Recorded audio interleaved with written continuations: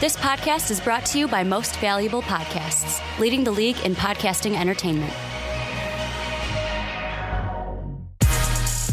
What's up, everybody? Ricky Widmer here, along with the Dave Oster. Hey, everybody. Yeah, I said the Dave Oster because... As if there was any other. There was no other Dave Oster. I should say, like I say for Brandon, the one, the only Dave Oster, because you're the only Dave Oster that I know. And you might be saying, hey, guys, why is Ricky sitting on this side of the table?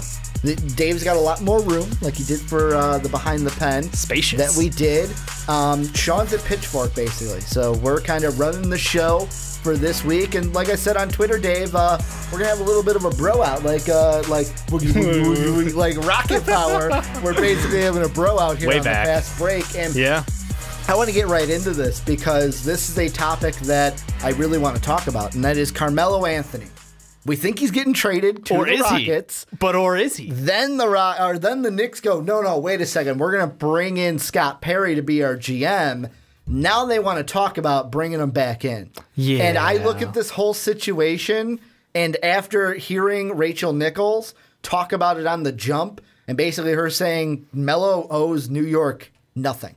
That's basically true. Owes them nothing, and really like... It's one of those things where it's like he was so excited to leave. It's like it's kind of he thought it was a done deal. It's kind of like when you go on a job interview and you're like, I got that job. Nailed it. I'm getting that job. I'm gonna be moving. I'm just burning bridges left and right here. And then they go, oh shit, you didn't get the job. And you're like, well, fuck, I gotta keep this job. That's what I feel right now, and I'm wondering if he's ever going to get traded from the Knicks. I do want to say this, though. Melo did not burn any bridges. No, not exactly. He's been professional about this whole situation. Obviously caught off a little off guard by the whole, like, he's never like mind, not trading you. He's like Kristaps do it, Mrs. Exit meeting. Absolutely. No, I mean, this is just bizarre because when it was reported, like, we got, it was start off as a 2-team trade, then a 3-team trade, then a 4-team trade, and we're like, Frank Izo's like, we're on the 2-yard line, like, this is about to go down. And then we just, are we going the other way? We're going the other way, guys. We got 2 sacks. Now it's like 3rd and 20. But I get it because you're bringing in a new guy to be in charge of things, Scott Perry, someone who obviously has some good expertise and, getting the franchise going back in the right direction.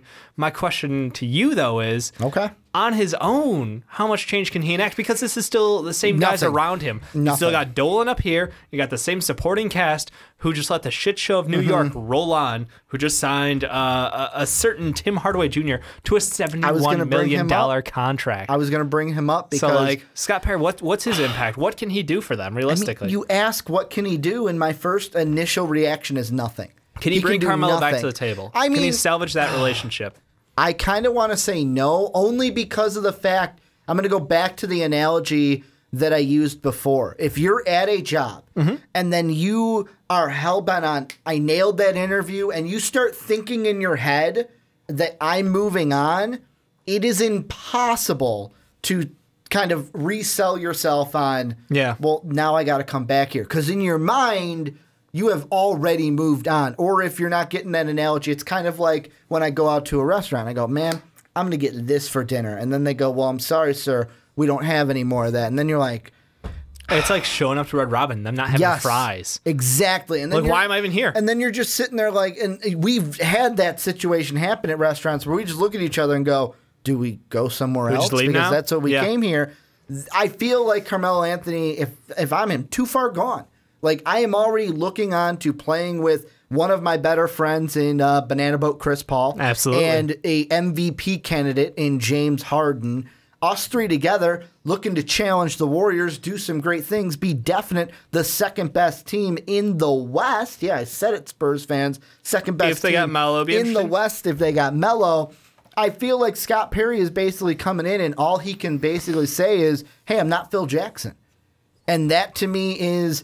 the whole reason why we're in this situation is James Dolan let Phil Jackson kind of burn this relationship with Carmelo Anthony, where hearing everyone talk about it, I thought back to his free agency tour. Ooh. Remember that tour?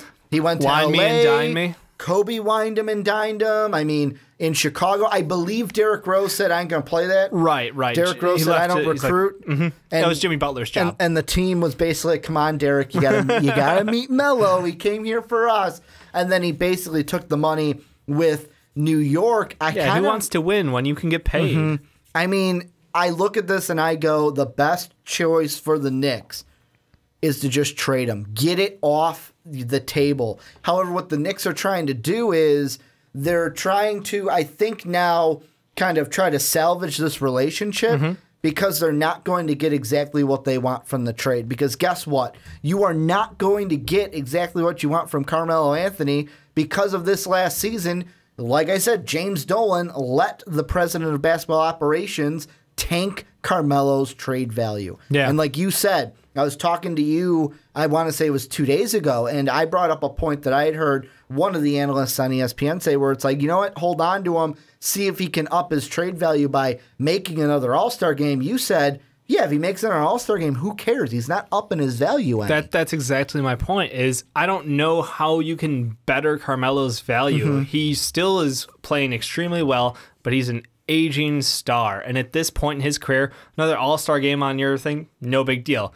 All-Team NBA doesn't even care. Like, none of that really matters. You get what you get. He is who he is, and he ain't got no ring. It's all about that ring right now. He ain't got no ring. Yeah, but it's all about trying to get that ring. Very, very interesting how that turned from, I want to get paid, to, man, losing sucks. Yep. Get me out of town. And honestly, it's hard being loyal, man. It is. It is hard being especially loyal in to today's a city. NBA. Yeah. I mean, what loyalty does he owe them? I mean, he showed up to work, and the guys they put around him, unfortunately, were not a good fit. Coaching obviously hasn't worked out well for him, and he hasn't been put into a position to succeed.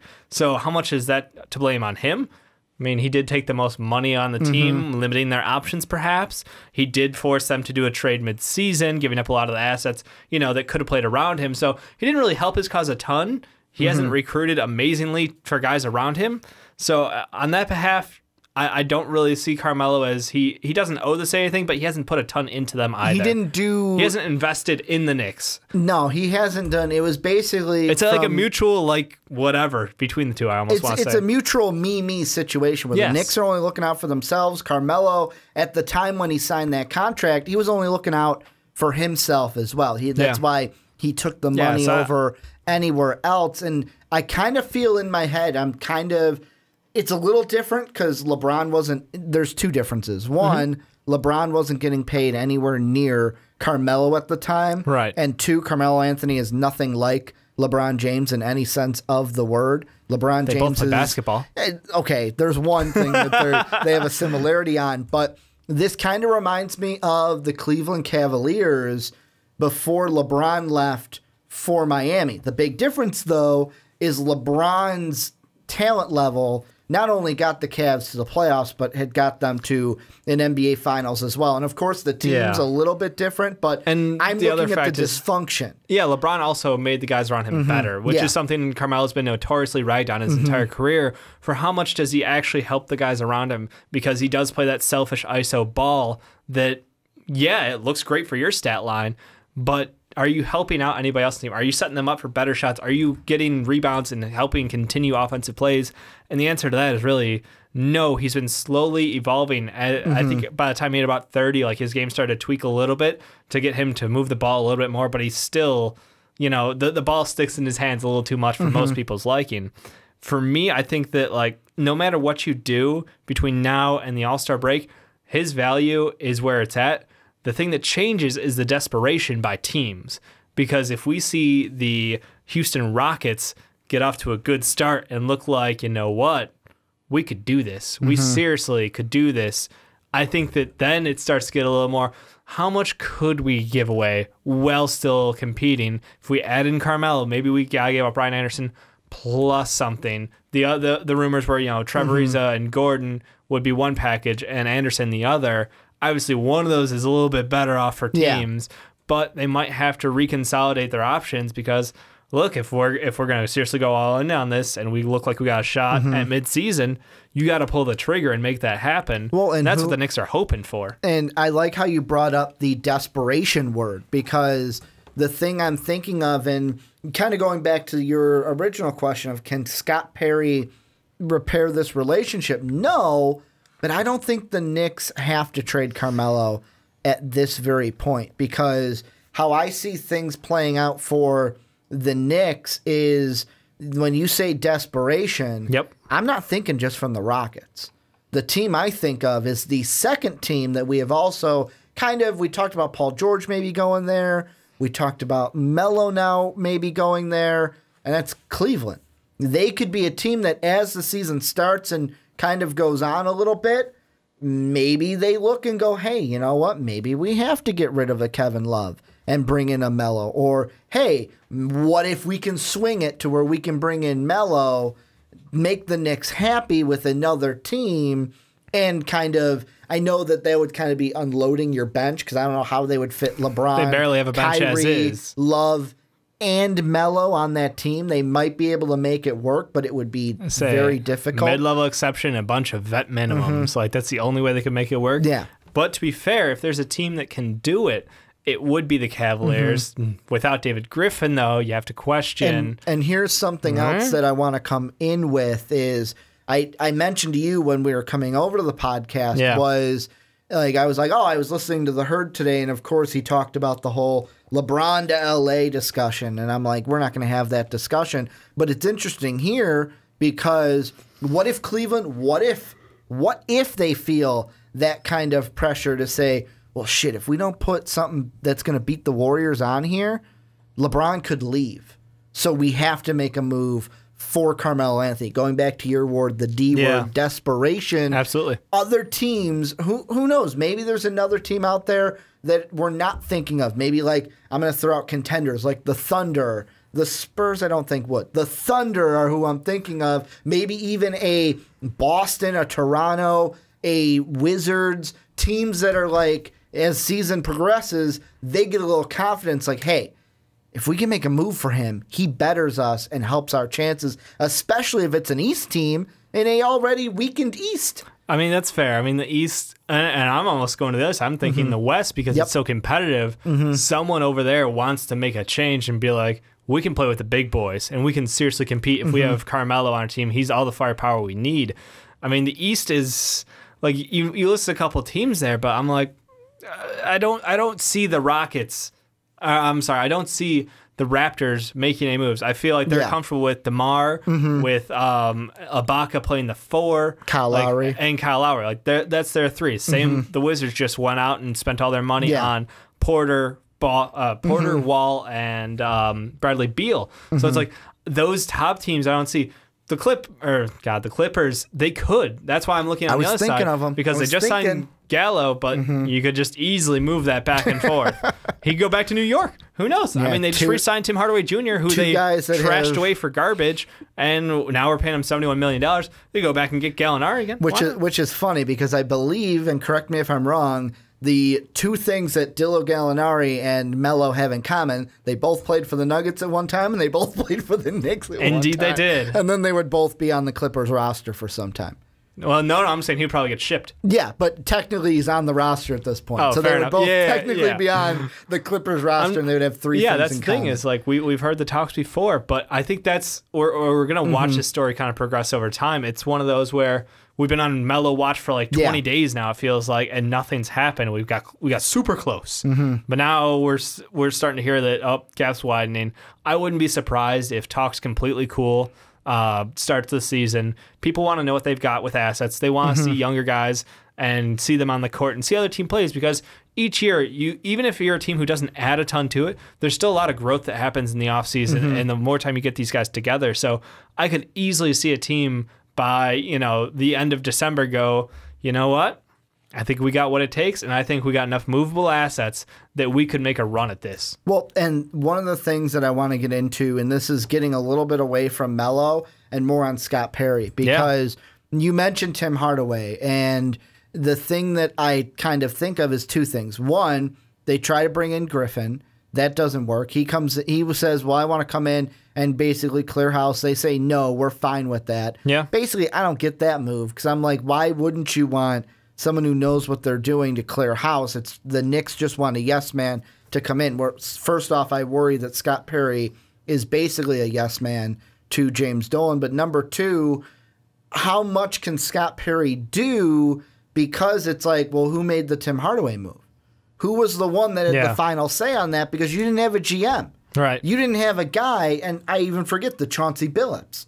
Chauncey Billups was also in there, but apparently the news was that some people thought they were lowballing him. Some people thought, well, that's the average for new GMs that have never been in the position before. But they also had that drama too. I just wonder what Perry coming into this job, how much can he do because he's already handicapped with the Melo situation, and now he has to come in and say, well, wait, do I want Tim Hardaway? Right. Because nobody talked to me about it because I wasn't the GM at the time. And that's kind of why I liked David Griffin. Like, a lot of people understood why he ended up passing on the job, and it completely led back to, I can't replace the front office with guys that I handpick. Then what's the point? Yeah. Because the problem's still there. And Scott Perry, yes, he gets a decent amount of credit. Just for this past year, it was the offseason for the Kings. Before that, it was a lot of the drafts in Orlando, I think like 3 years. So like he clearly has some talent. I don't want to give him too much credit for that stuff because obviously there's a lot of guys involved in this process and he's just one face in the office. But still, it's the fact that you're working with the guys who assembled the super team of 2011 in 2015, 2016. Like, I'm sorry. Like, I wouldn't feel comfortable being like, you know what? I'm walking in the door and I've got a team with Joakim Noah, Carmelo Anthony, Tim Hardaway Jr., and I feel really good about where we're going as a future.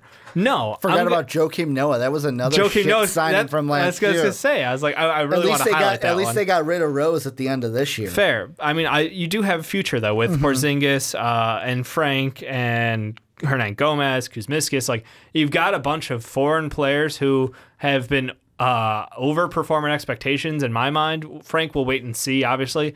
But the other guys have definitely shown us they're either very good role players or like KP, unicorn, like something special. So you've got enough hope for the future, but the problem is you're still stuck with the same assets.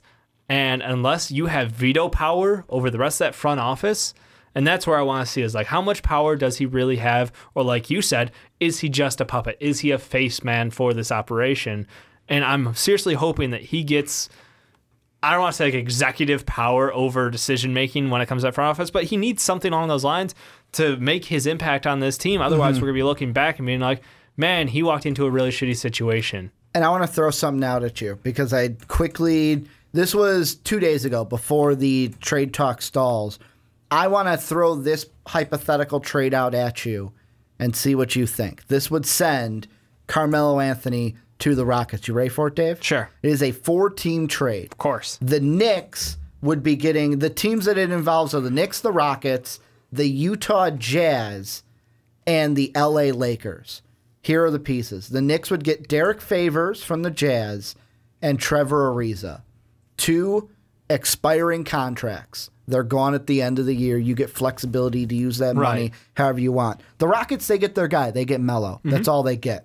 The Jazz get Ryan. Basically, they're giving up Derek Favors and Joe Johnson to take in Ryan Anderson's contract. And the Lakers are basically giving up nothing and taking in Joe Johnson because they have the cap space.